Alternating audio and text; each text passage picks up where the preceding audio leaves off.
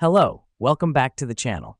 Today we're diving straight into planning your business strategy using Notion, your ultimate tool for 2025.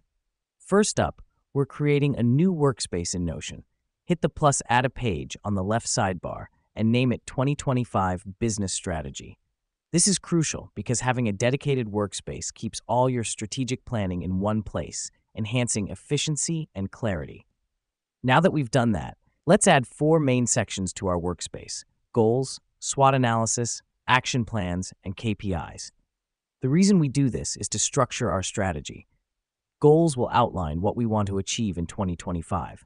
SWOT analysis will help us understand our strengths, weaknesses, opportunities, and threats. Action plans will specify steps to reach our goals, and KPIs will track our progress. Next up, we're going to populate each section with relevant content. In goals, create a table and list your objectives. In SWOT analysis, use four separate text blocks and describe each aspect. In action plans, make a list with checkboxes to track completion. Finally, in KPIs, create a table and define success metrics for each goal. This helps us because a filled-out workspace becomes a strategic blueprint guiding our business throughout 2025.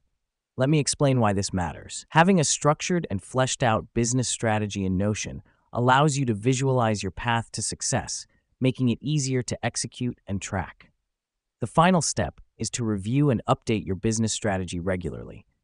Make it a habit to visit your Notion workspace every week or month, checking progress, updating KPIs, and adjusting action plans as necessary. This is crucial because a strategy is a living document that evolves with your business.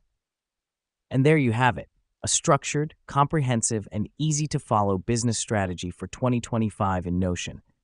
This tool is more than just a note-taking app. It's your strategic partner, helping you plan, execute, and succeed. Now go forth and strategize.